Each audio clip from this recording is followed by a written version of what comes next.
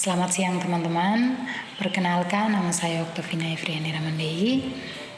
Teman-teman, hari ini saya akan menjelaskan sedikit tentang siklus pengeluaran. Nah, teman-teman, apa itu siklus pengeluaran?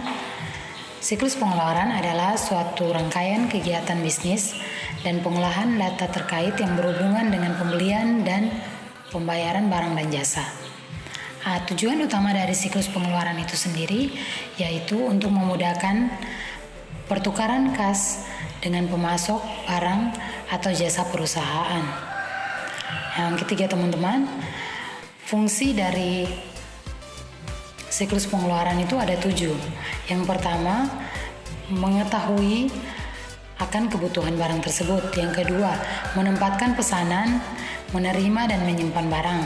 Yang ketiga, memastikan validitas kewajiban pembayaran. Yang keempat, menyiapkan pengeluaran kas. Yang kelima, mengelola utang usaha.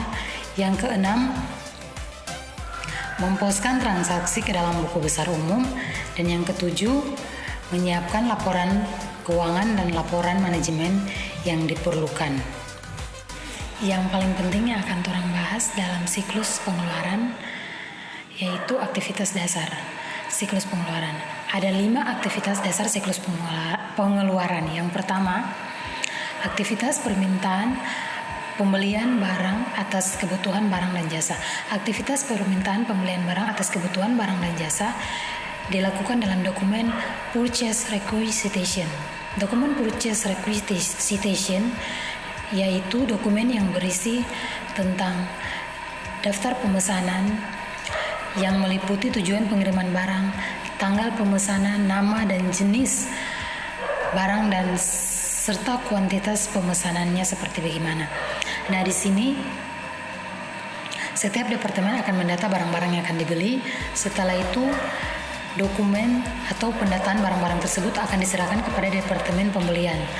Nah, departemen pembelian yang akan memesan barang yang telah didata. Yang kedua, aktivitas pemesanan barang dan jasa yang akan dibeli. Aktivitas pemesanan barang dan jasa yang akan dibeli biasa dilakukan dalam dokumen yang dinamakan dengan dokumen Purchase Order. Dokumen Purchase Order biasa berisi tentang permintaan atas barang dan jasa kepada supplier serta pengirimannya. Sini departemen pembelian akan mencari setiap supplier dan memilih supplier mana yang dengan harga terjangkau serta kualitas barang dan jasa terbaik dan memiliki sistem pembelian atau pengiriman barang yang cepat dan tepat sampai pada waktunya. Yang ketiga yaitu aktivitas penerimaan barang dan jasa yang telah dibeli. Aktivitas penerimaan barang dan jasa yang telah dibeli biasa dinamakan dengan dokumen Receiving Report.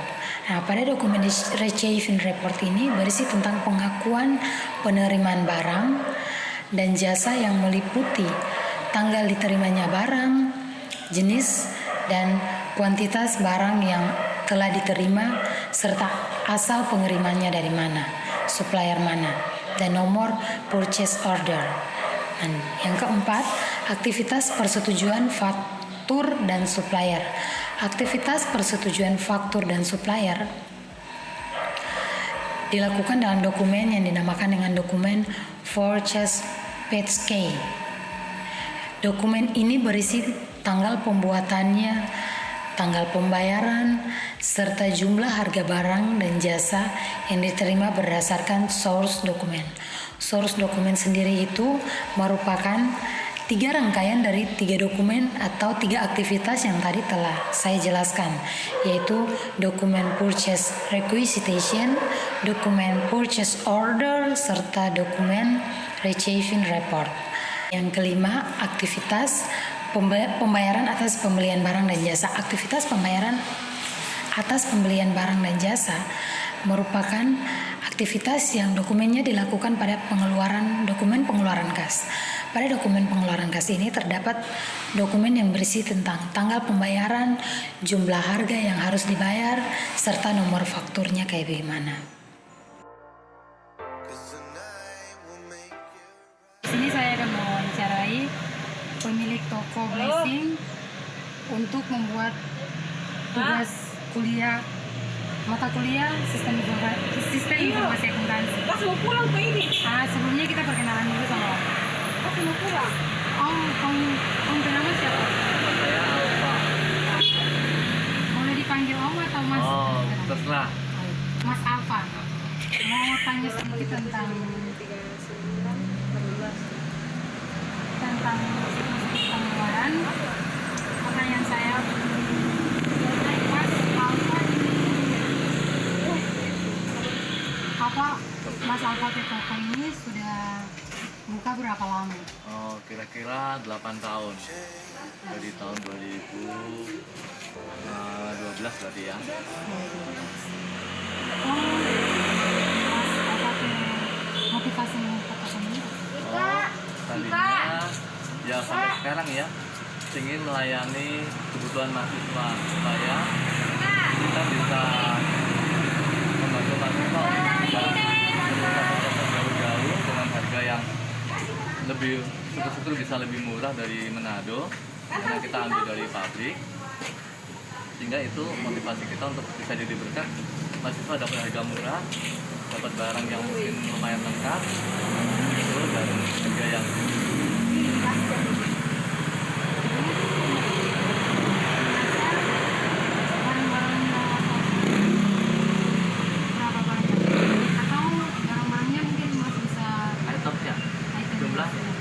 jumlahnya kalau nggak salah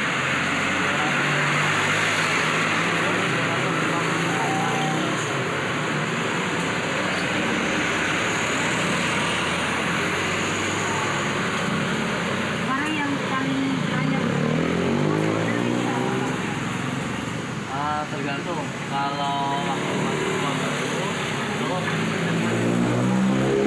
ya suka magic box scanner. Tapi kalau mahasiswa semua sudah normal dan masih sudah masuk semua itu ya lebih berasa. Nah, bulan mahasiswa ya. Terus kalau misalnya Mas mau order ini barang-barang, itu order secara online atau pergi ambil manual atau bagaimana? Oh, ada yang ambil manual, ada yang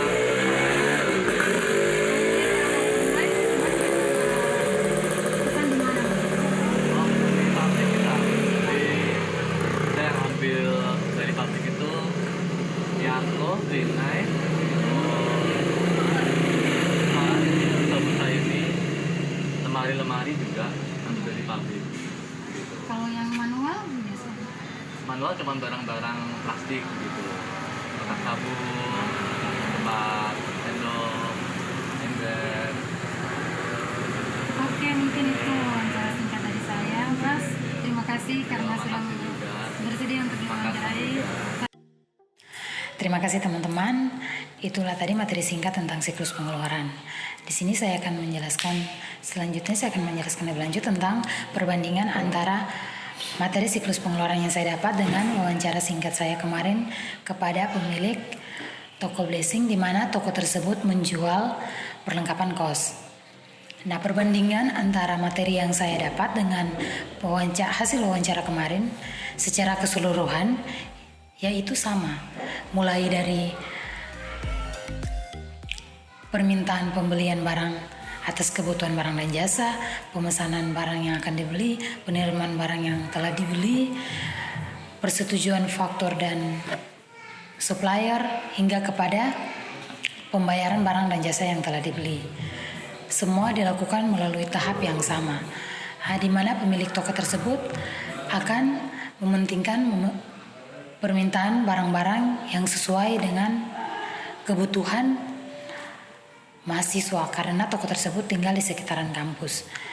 Dan barang yang dipesan oleh pemilik toko tersebut biasa dipesan secara online, tetapi juga ada yang dipesan secara manual. Yang dipesan secara online yaitu biasa langsung dipesan kepada pabrik. Kalau yang diambil secara manual, biasa pemilik toko langsung ambil di tempatnya. Nah, di sini pada pemilik toko itu juga barang-barang yang dipesan baru sekitaran 200 buah barang. Dan pengeluaran kas untuk pemesanan setiap barang tergantung dengan banyaknya barang yang dipesan dan yang diterima, dan tergantung dengan kualitas barang tersebut, serta di mana supplier, di mana pemilik toko tersebut memesan barang. Nah, itulah perbandingan antara materi yang saya dapat tentang siklus pengeluaran dengan hasil wawancara yang saya wawancara kemarin kepada pemilik toko Blessing. Terima kasih. Itulah materi siklus pengeluaran serta perbandingan singkat antara materi siklus pengeluaran dengan hasil wawancara yang telah saya wawancarai. Semoga video ini dapat bermanfaat bagi yang menonton.